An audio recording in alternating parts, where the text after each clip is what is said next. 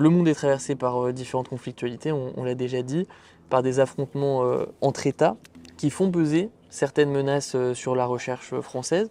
Nous avons eu la chance de recevoir des intervenants de premier plan comme le directeur de la DGSE, la directrice de la DGSI, qui ont alerté les étudiants sur ces menaces d'espionnage, sur les vols de données dont les chercheurs pouvaient faire l'objet. C'est votre sujet un peu en plus. Un petit peu, effectivement.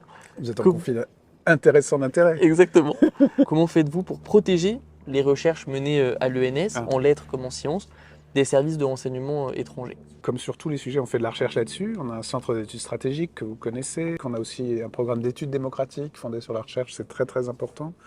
Donc on est une école réflexive. C'est-à-dire sur tous les sujets, d'abord on mène aussi des programmes de recherche. C'est extrêmement important, c'est aussi notre force. Il faut être extrêmement rigoureux. On va avoir une vraie réflexion sur les données. Derrière l'intelligence artificielle, on a un centre des données qui est un des meilleurs au monde, en interdisciplinarité avec nos grands mathématiciens, physiciens, cognitivistes, biologistes, etc.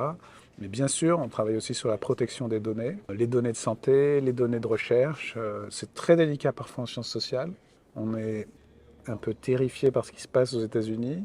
On parle beaucoup des attaques sur la science, sur certaines sciences. Et effectivement, l'espionnage fait partie de cela. Alors, le sujet des données, de la souveraineté numérique, de la démocratie par les données, de la santé, absolument crucial pour nous. Le problème, c'est à changer de nature quand la première puissance à la fois démocratique et scientifique mondiale commence à être un danger et pas un repère. Et ça je pense qu'on n'a pas fini de mesurer les effets. Et j'espère qu'on va s'organiser pour que la France et l'Europe deviennent un modèle de sauvegarde des données et de leur usage pour le bien, AI for good, comme dit Anne Bouvreau, notre présidente, qui a organisé le sommet de l'IA.